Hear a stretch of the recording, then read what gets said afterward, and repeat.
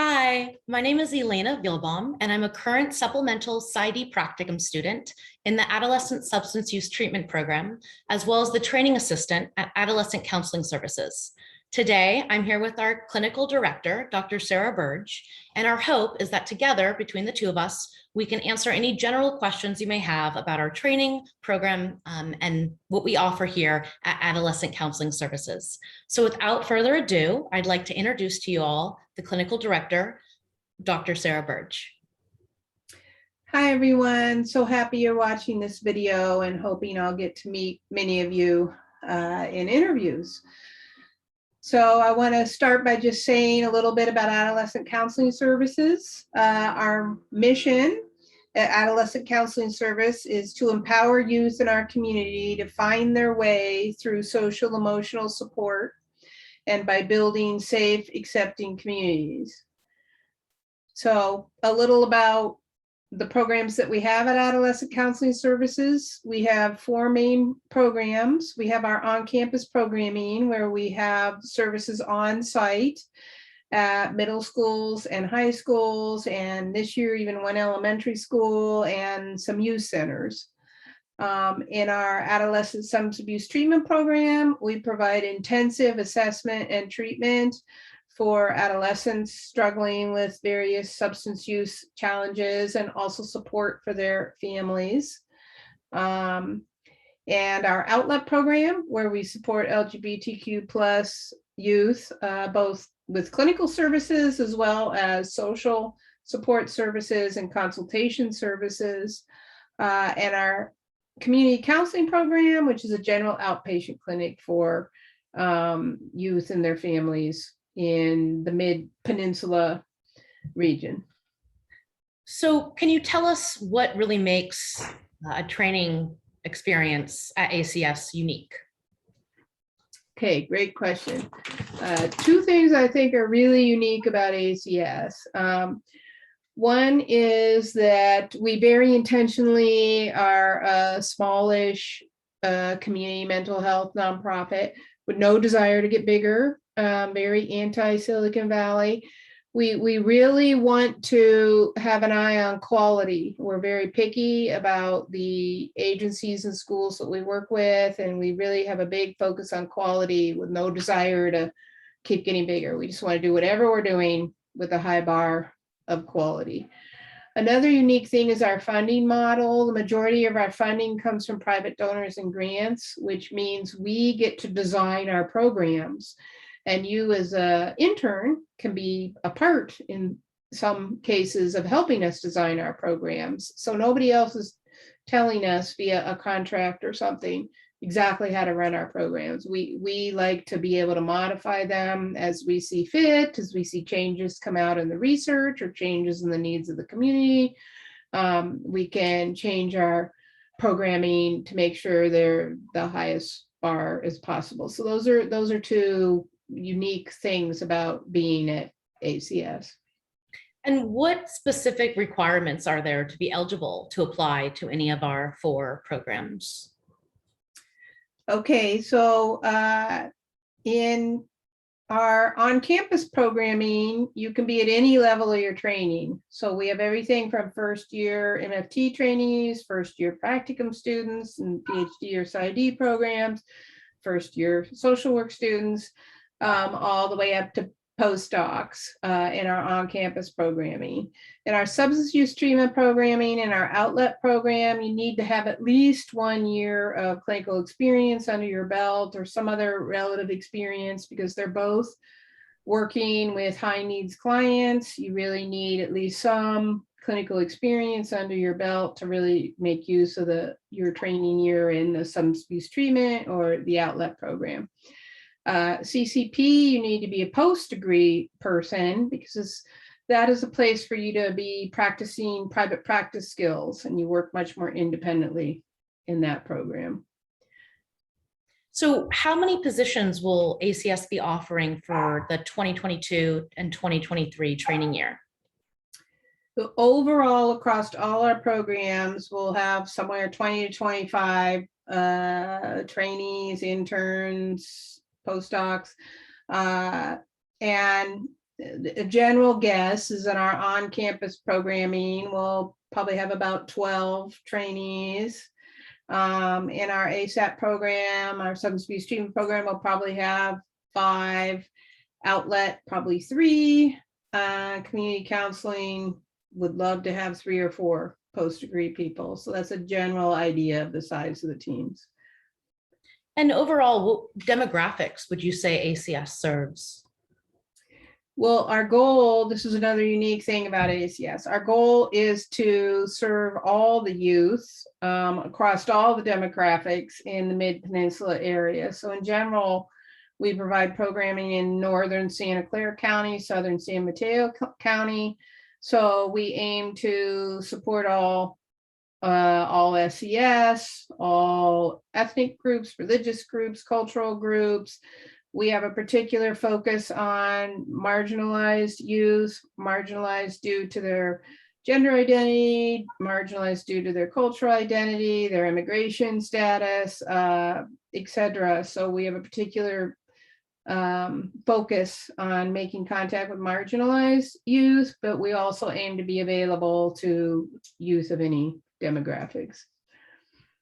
Thank you for the very helpful introductions about our programs. In terms of supervision, do individual and group supervisors meet all BBS and/or BOP requirements to supervise? Yes, so I work very hard as a clinical director to have clinical supervisors who have special expertise related to the program that the trainees are in. So for instance, a supervisor who supervises trainees or interns on campus, I want them to be specialists in working with adolescents. Ideally, they'll be specialists in issues that are up for adolescents right now. So substance use or self-harming behaviors or social stressors. So really wanting the supervisors to have expertise in the issues that clinicians are going to come up against in the programs, as well as having our supervision staff be as diverse as possible in terms of their training. So really ideal group of supervisors would have a licensed social worker, an LMFT, an LPCC, a licensed psychologist. So wanting to have a diversity of backgrounds and licensure levels in our supervision staff. And how many hours of supervision is typically allotted for trainees? Well, in general, whatever your school requires, we will make sure you provide. So our what usually encompasses everybody is 1 hour of individual supervision a week and 2 hours of group supervision. So the standard contract at ACS is 20-hour-a-week placement. And if it needed to be slightly different for your school, that's fine. At a 20-hour-a-week placement, you would have an hour of individual supervision, 2 hours of group supervision, an hour of didactic training, 10-ish hours of direct clinical services a week.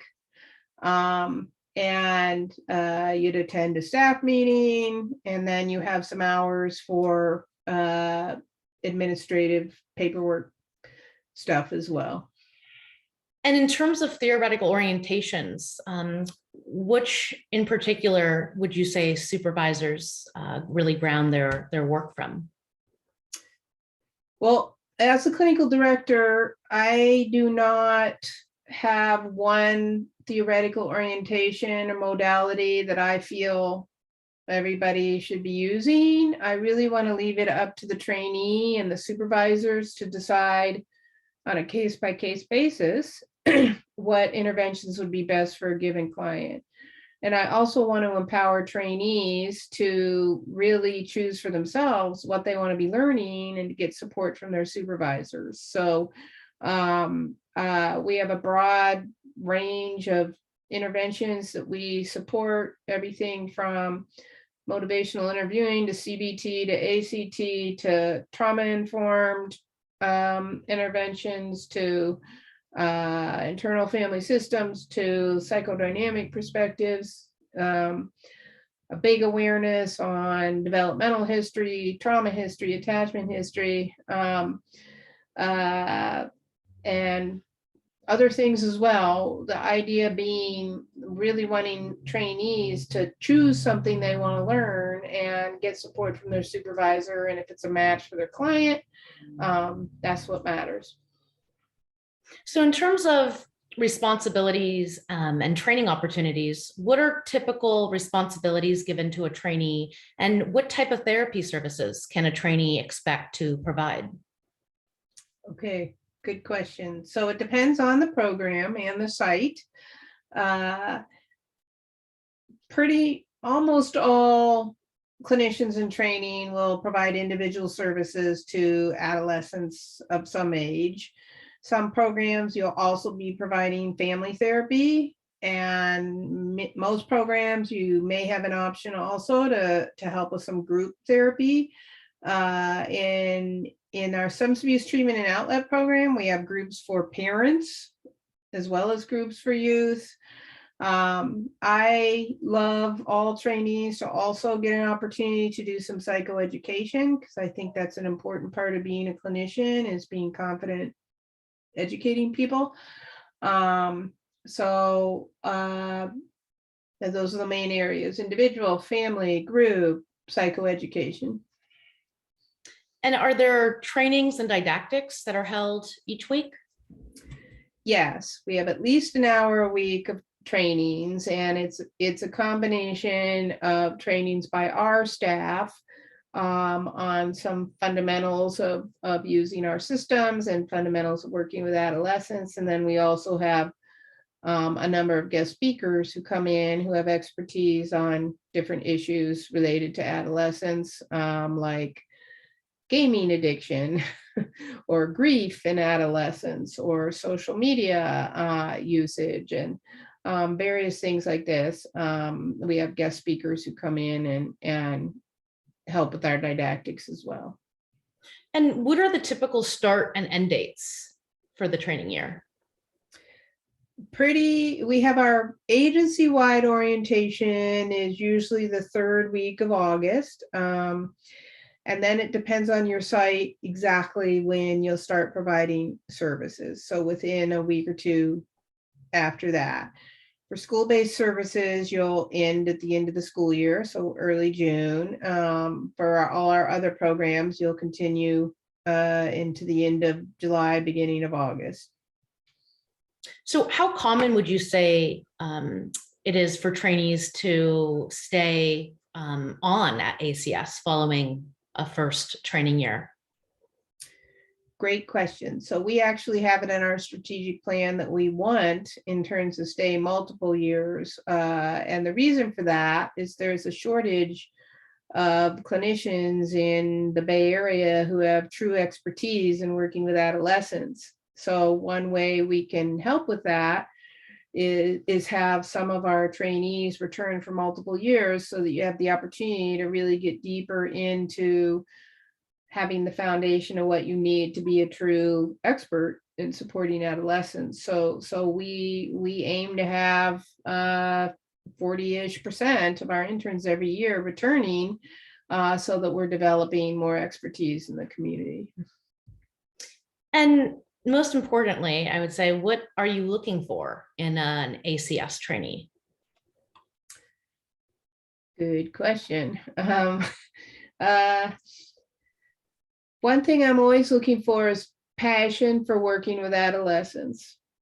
So a true reason that you personally care and have an interest in working with adolescents. Adolescents are very good at feeling whether their therapist is really really present and really interested in them.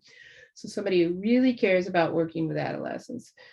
I'd say the second main thing is a true commitment to your own professionalism. So a real desire to learn all the psychobabble and learn how to do solid documentation and learn how to do solid case conceptualization, and all the skills that go into being a a really good clinician. So somebody who really cares about their level of professionalism and their level of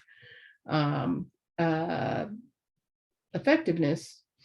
And then also somebody who has a passion for working with marginalized youth. So somebody who really cares about understanding people who may be different than them and really wanting to understand what it's like to walk in their shoes and to be willing to do whatever they need to try and really learn how they can show up more deeply for the youth in our community that are struggling more.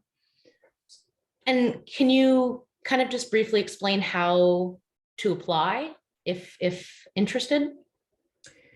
Yes, so we require that regardless of what level training you're in or what program you're in, that you apply through our website. So if you go to our website, acs-teens.org, there's a tab for our training program, and there's a link to submit an application. So all applications must come through that doorway. You can also feel free to email me with questions about anything, Sarah@acs-teens.org, but applications need to be submitted via our website. Thank you very much, Dr. Burdge. So can I ask you a few questions? Yes. As somebody in practicum training at Adolescent Counseling Services, I'm wondering if you could just say a few words about what you have most liked about being a part of the ACS Institute of Training. I'm glad you asked. To narrow it down, I think I would definitely say, of course, the comprehensive training that ACS provides trainees, but in particular, the commitment to really serving a wide range of diverse identities. And it's been really refreshing to be part of a collaborative and inclusive team, not only in my team in my specific program, but also among the larger clinical community at ACS. Okay, awesome. And what has made your experience at ACS unique, maybe as compared to previous trainings or what you hear from other practicum students? I would probably say the most unique aspect of my training experience at ACS has definitely been being seen, valued, and heard, especially as a trainee. I never have gotten the sense of any, power dynamics. Everyone is truly really there for the same, with the same passion and the same motivation to serve, marginalized youth in our community. And I would also say the growth opportunities. If you're interested in something, oftentimes all you have to do is speak up, and it ends up, being a possibility of something you can kind of dabble in and engage in more. That's awesome. That makes me happy.